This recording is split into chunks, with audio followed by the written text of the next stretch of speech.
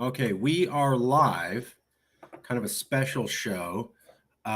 We have a lot of people who've been watching us from around the country. One of the people is a Texan who I like. We get along very well. He's been watching the show since we started the interview series. He was watching a lot of the material we pumped out today. We just did a huge cache of stored interviews that we've been collecting for months or weeks. I'm not going to give out your name, so you can keep out your privacy. Okay. It's I am 4IM if you want to find them online. Yes. That's it.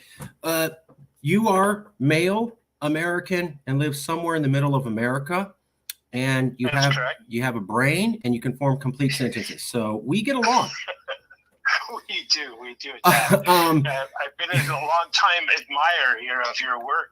I think you must be somewhat of an expert now in academia and how they think of this division across America. We're getting there. You've interviewed a lot of people now, and so you probably have come to some sort of consensus on what they're seeing, what they're thinking, and how they've been able to quantify this division in America. Absolutely. I've started. Well, I'm trying to hold off my final conclusion so that my brain is open for new information. I don't want to get biased just yet, but Sure. Yeah, some initial conclusions. I'm noticing a lot of the people are saying it's bad. It's really bad. It's a problem. And then when I ask them for solutions, it's kind of like, well, just try to talk to someone who, thinks differently, then have a conversation. I go, okay, great. And then I ask them, have you done that? And almost nobody has. So everybody's like, it's bad. Here's the solution. Have you done it? No, I haven't done that. But people should. And I'm like, oh, well, that doesn't look great. And then the other thing that bothers me is a lot of the professors are saying, I hope. When I go, how do we know this gets better? How do we get out of this? What's the way to definitely fix this? How do we know that we can turn this right? And every single one of them uses the phrase, I hope, which terrifies me. Yes, it does. You had a professor today that you summarized the interview or emails with that really scared you. And I'm trying to recall what that was because there were so many of them today. Bosnia? And I've enjoyed them. I've enjoyed them very much so. But it certainly gave me pause to think of how divided we are and a lack of solutions that appear to be out there. So. Why do you think? And I'm not asking you to give accolades, but from a standpoint. Why do you find the series interesting? Why do you think it's valuable? I guess three things real quick come to mind. One, I do live in Texas, and I've been following the Texas movement. I'm not involved in it, but I've got my finger on the pulse, shall we say, a little bit. I tune into any kind of broadcast they have. I've gone to a few meetings. And so I understand the reasons behind it. Secondly, I would say that I would like to say have progressed in that I love history, and I've always been a political junkie, and following this to a point now that I feel that I've lost a lot of trust in central government, and especially our federal government. And I believe that is maybe one of the contributing factors to this division in America is our lack of trust in a central power. And as that trust erodes, we look for alternatives maybe, or we like to kind of huddle in a corner with all of our like-minded friends and family and shun those that are different from our thinking, and social media helps us do that. And we climb into that corner, and we become an echo chamber of, woe is us, we're doomed, this sucks, or can you believe he or she said that, or did this, or did that, and we wallow in that. And that's kind of where I guess I find that sad, but it's almost like rubbernecking. as you're going down the freeway and you see an accident on the other side of the road and you're kind of slowing down to see what's going on. I kind of feel like how it is in America now. And so I feel like I'm rubbernecking a little bit of this ugly division and divisiveness. And I felt that I've, in the past, have really contributed to that. And maybe even just talking on your podcast, I'm contributing it to some manner, shape, or form, or being able to define it for myself as I'm thinking this through. But I've always been kind of a problem solver, even in my career. I'm in my mid to late 50s, and I've had children that have finished school, and my wife's educated, and she's a mental health clinician, and she served in Iraq. We have a lovely family, and we have a wonderful life. And I left California to come to Texas for greater opportunities, feeling that I was stifled in California. Okay. Yeah, and that's my personal opinion. So I would consider myself, when I look at that, I guess, but see, that was back in the day when I was like a hardcore conservative Republican, and I was like, yay, Gingrich, you do this, and anti-Clinton that, and boy, I feel ashamed of those thoughts and feelings, now. If you could, let me ask. I don't identify with either of those parties. But let me ask you now, looking at the series and seeing how bad it's got, would you go back to the 1990s and be like, hey, I was there going, yeah, let's get Clinton, right? Folks, bad call on all our parts. Maybe we shouldn't have done that. You mean like if I was in a time machine? Yes, if you could travel back in time, and you could travel back in time and talk to yourself 30 years ago, and you travel back in time and you're walking up to you and you're the old you's going, yeah, screw Clinton, and yeah, I'm all about this. Would you walk up to him and go, right on, bro, keep going? Or would you go, bro, I've seen where this goes. Right. Don't do it. Stop. Which one? I would like to think that I would be the person that would say, hey, stop, or talking to my former self and say, hey, this is going to lead you to a path of unhappiness by, calling one party out for the other, or picking sides like that rather than being a unifier. We really need, a Martin Luther King. We need MLK back in a desperate way. And I don't think anybody's searching for that person. I don't think anyone's trying to really raise that person in their family to come up to that leadership role. I don't see anyone in the mid-level management, if you will, that is going to rise to that occasion yet. I hope that person's out there, he or she, whomever it is, that has that leadership and can unite us. But when I listen to your podcast, I guess and your interview series, I find it fascinating too, because I'm looking for that solution. I'm looking for, come on, America's not going to break up. We're not going to have this national divorce, and God forbid, we're not going to have bloodshed. And if it is amicable, hopefully it's peaceful. And I'm a divorced individual. I've gone through the ugly breakup of a marriage.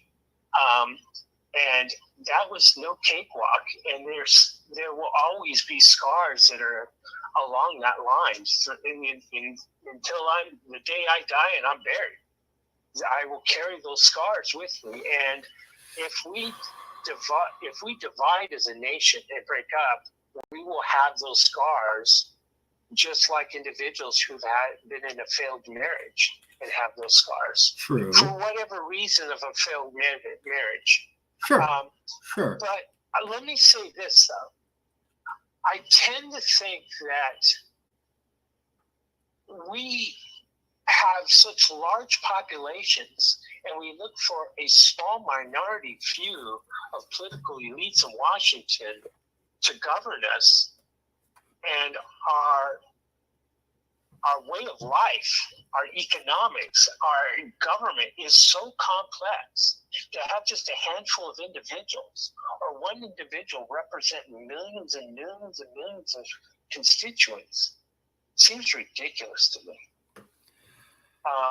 Yeah. And so, and I like smaller government because I think smaller government you can weed out the ugly corruption or the unwarranted what do you call it, witch hunts, because they happen on both sides.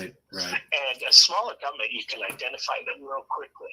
And so maybe if we do divide up into nation states that have become nations again, we'll be able to identify that.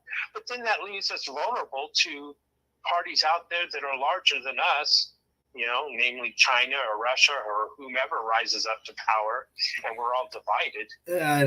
Yeah, I mean, we can go. I don't really want to go down the theoretical avenue. I will just say that they said the same thing in the 1800s. Oh, we have to invade California and take it away from those Mexicans and those indigenous, or France and England or Spain will come and take it from us. And there is nothing in the historical record to say France, England, or Spain were seriously intent on taking California. They sailed by there once or twice, and then a bunch of Americans said, see, that means they want to take the whole thing.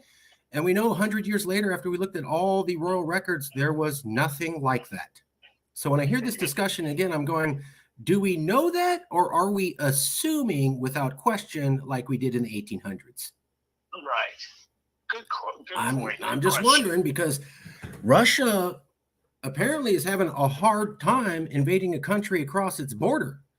It's supposed to do an amphibious landing, the likes of which we've never seen since World War II. China doesn't even have a deep sea navy. They're supposed to do an amphibious landing, the likes of which we haven't seen since World War II. And I ask these people these questions, and and I'm like, is this really well thought out? I mean, maybe if they had done amphibious landings and invaded another country, with 100,000 guys they brought all on ships, that might be one thing. But we're talking about how China's navy is a joke compared to ours, and the Russian military is a joke and can't even invade a country, and yet these are existential boogeymen at the same time. It doesn't make sense. It doesn't make sense to me. So let me ask you. Yes, go ahead. I don't want to blah blah blah. I don't want to get on the review of the series. I just wanted to point that out. But okay, do you know anyone? Two questions for you. One, sure. When you were living in the 1990s, did you think it would be as polarized as when you saw Donald Trump? And before you answer, when you saw Donald Trump, did you ever think we'd see January 6th? Two questions for you. Very good questions. No, I didn't think we'd be this polarized. So you were shocked, and then you were shocked again. I didn't feel that it was going to erode this far, I guess. Now, having said that, I had other friends and family and acquaintances that were really way, way out there in the John Birch Society, for some of you that may know or heard of them before, saying, a lot of crazy things that, and some were rooted in fact, and some were just beyond fact, and that things are going to get far worse. We're going to have an economic collapse, and I waited and could see all of these signs that all these things are going to happen. We're going to be more divided. Sometimes I felt it hard to believe, and now, let me when you mentioned it, Trump, whom I did not vote for, and nor did I vote for Biden. So to give you a perspective, I don't have a dog in this hunt. A dog in that, right? Texas phrase. But let me say this: when Trump was elected and the left was beside themselves, and you mentioned that when you were on the Capitol grounds there in Sacramento, and they're just in tears and don't know what they're going to do, and then anger sets in because that's part of the grieving process. Guess what? The Tea Party right conservative did the same damn thing when Obama was elected. Nice. And you know what? I went to those Tea Party meetings, and and I considered myself a Tea Partier. And the fundamental change of America I didn't want to see happen under Obama, you know? Right. And so when the left was going through what I went through with Obama, and they were going through with Trump, I said, you know what? It's not going to be as bad as you think by any stretch of the means, because one person cannot change the course of this giant aircraft carrier in the water and turn it around any differently, because there's so many bureaucrats that just wait them out, and a lot of massive change just does not happen. And our federal government is so huge, and there are people that are there after the president has come and gone, and our party inside Congress tend to be more uniparty in nature, in my opinion. Yeah. You know, but they like to stir it up, because if they stir it up, they're going to get more campaign donations, and the lobbyists want to pile in that money in there too. And so there's your root of all evil, is the money in politics. And when we look at solutions, I think that's their Achilles heel, because we outnumber them. But then secondly, I don't know if ranked choice voting is a solution either, but I'm hungry for solutions. I really am. And if I had to pull the trigger right now, I would say, you know, yeah, Texas needs to break away. The people in Oregon, on the eastern side of Oregon, need to join Idaho, and Portland needs to let them go. And California, if you want to break away because the federal government isn't doing what you want them to do, then do it. And that's kind of, I believe in free will and sovereign and individual sovereignty and rugged individualism, and maybe that's what it's going to take. And we're going to, you know, there's a lot of couples that get back together after divorce.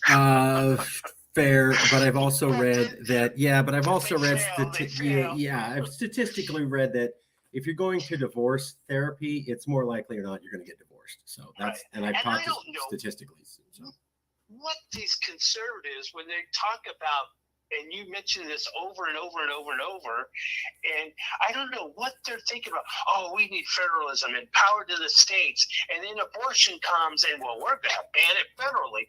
What are you thinking? Yeah. This is what you've been talking about, is you want states having states' rights and states' control, and now you're circumventing your own core belief. I thought was your core belief. Yep. And the left wants protection, you know, across the aisle to everyone, and I don't know. I don't know how we reconcile it. I have an idea on, and this is for a future. I'll have you back on. Discussion. I'll have you back on. I have a solution on the money side that I'll be anxious to talk about in a future. I'm just on the website as we speak. I'll have you back on. I promise. But as we talked on the phone, I got to get off. My brain's just about mush. Let me ask you one last question though, and I'm not trying to get myself buttered up. Say your honest opinion. If you don't feel this is accurate, please say so. Don't say something that you think is the answer that I want to hear. Please say your honest opinion. That's why we do this show. Is anyone else doing this? Is anyone else going out there going, let me talk to people on the left and people on the right and try to get as many of them and not have soundbite conversations, get in-depth thinking and provide it directly to the public? Is anyone doing anything remotely close to this? No. And they should, but you know why they don't, Marcus? The reason they don't do it, Marcus, is because there's no money in it. All the money. Where is the money and incentive to unite? I'm not necessarily trying to unite us. I'm trying to have Americans make up their own mind. I want you to decide. If you think it's a good idea, great. If you think it's a horrible idea, great. I'm doing this thing I was taught in high school. Look at what they say on the left. Look at what they say on the right. And then you think for yourself. That's what I'm trying to do. Yeah. We don't do that anymore in this country. Did MLK or did Gandhi die a rich, wealthy individuals? Nope. No. But they were uniters, weren't they? They were peaceful individuals. They were great men, great leaders. Weren't they? Lech Walesa is another one, out of Poland. Yes. Died a poor man. He was famous, but he wasn't rich and wealthy, and he died happy because he died freeing his people. Yes. Yes. So I guess that's your reason why nobody's talking about it. They should. I believe more will, though, because the division is getting to a breaking point, and the lack of feeling of not being represented on a national level, people are getting upset, and they know something's going to change, something's going to break. The bow's going to break eventually, and so they're going to be looking for individuals who are talking about how do we unify? Give me some solutions, and you're on the forefront. You are. It's in its infant stages, and you could be the leader of that pack, my friend, because you're putting up a great, series of interviews. You're asking the right questions. You're asking some of the right academics about it from both spectrums. I love it. Keep doing what you're doing. And my friend, I know your brain must be mush because I was listening to him, but I could pause. Who am I talking to? Where am I? What's Grandma? You're back from the dead. Hey. I'm having visions of my dead abuela, folks. It's time to. No, I'm joking. Yeah, thank you for watching it. It's people like us. It's people asking the questions. I did this because I didn't see anybody doing it, and I thought it was important to get done. And I am an amateur at this. I've done this professionally only just by jumping into it, and I've noticed that I've been really good at something, which is trying to have all the people who are from the right feel like it's a safe place for them when they come here, and try to have all the people who are on the left feel like it's a safe place when they come here. I don't really see anybody try to do that. No, I don't either. We're a leftist show. You're welcome to be here. We're a rightist show. Don't get an attitude because you're privileged to even come here once. Now, how are you going to get someone with solutions that's going to have the same center line objective? I don't know. I don't even want to use the word center line or central. Be objective with the solution. You know what I mean? Because you can ask the questions from your perspective, and you can get these people to come on and answer or present an answer via email, and you can explain their answer to us. But where are we going to start hearing people with solutions? Ranked choice voting is maybe a start, but barely, if that. I got a couple books. Maybe a natural divorce is the answer. Well, I am covering the solutions when I do these interviews, because some of these guys are recognizing solutions, but their solution is this: reach out to someone who doesn't think like you. Don't assume the worst about them. Try to learn something about how they view things. Maybe watch news on their site. It's all the same shit they taught us in high school. Now we got professors going, I've done cutting edge research, and it says to do the things you learned in kindergarten, to not judge people and reach out and don't assume the worst. And I'm like, that's really the solution? Because I don't think this is cutting edge. I think this is stuff we've known forever. And the question is, if we've known it forever and we're not doing it, maybe it's not the solution. Because if it was, we would have already done it, because all of us already know it. And then when I ask these same professors who are suggesting this, I'm like, so you have traveled to Trump country, or you have traveled from the heartland to liberal Berkeley and done this? Hell no, I didn't. Okay, so you're the person with the solution, but you have not put yourself in an uncomfortable situation surrounded by all people who think differently than you and tried to make this work. Well, some of us have been burned by family members and cannot even speak to family about these things anymore.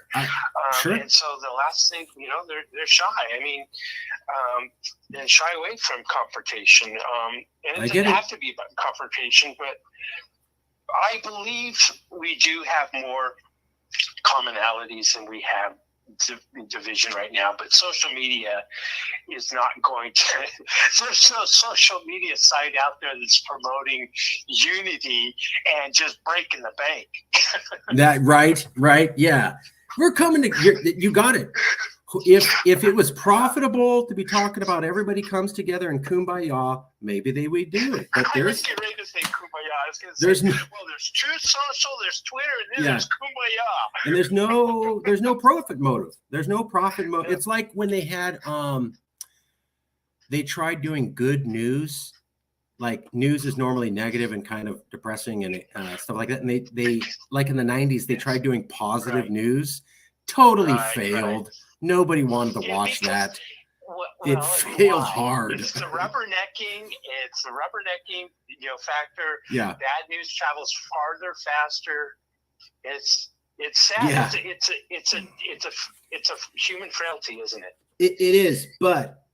And this is the thing that I remember a lot of people have been saying from the 60s. And I remember this. I remember when I was in high school, I was the last class to take, I was the last high school class to take these classes on things called civics and government. And the year after I graduated, those classes were gone and they stopped teaching those anymore. And I've noticed that a lot of people are saying, well, in the 1960s, it was bad. But people had a common faith in Congress, and this is how laws are passed, and the Supreme Court does their thing, and et cetera. And now we have none of that. And we also have almost no education on government and civics. So we don't have the violence of the 1960s, but I think it's worse because we have nothing holding us together. Which means the violent acts are going to start eventually. Well, once they start, there'll be nothing to calm them down. I know. Because there's no commonality. I don't know you. You're not part of me. So I could do the worst possible things to you because you're not me. And I've commented on your shows. If we can't even agree on, the Bill of Rights, we got a lot of work ahead of us. Well, we're just going to be going our separate ways. Yeah. Second Amendment is an example. Yeah. First Amendment on big tech.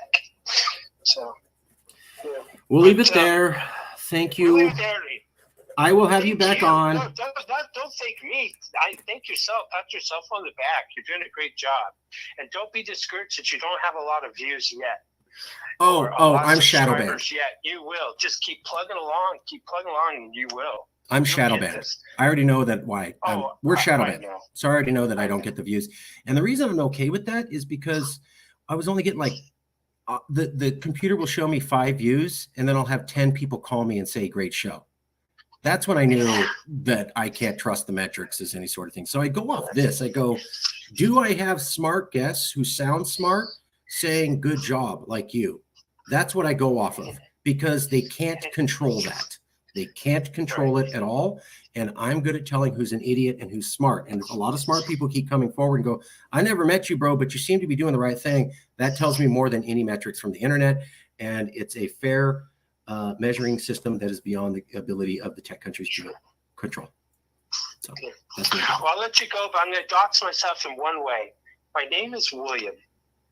And the last 3 letters of my name is I-A-M, or I am, right? And my wife's name is Miriam. And so it's I am for I am. I am here for her. She is here for me. So there you know. Now you know where the I am for I am comes from. We'll leave it there. That was really cutesy. Now I'm going to have to tell my mom because it's the kind of story she's going to want to hear. Thanks. So we'll leave it there. I hope you and the missus have a great evening. I will have you back on and we'll have a nice long conversation when my brain is not made of goo. Sounds great. I'll get my mic fixed. Okay. I'll talk to you soon, brother. Take care now. Okay. Thanks again. Bye. Bye-bye.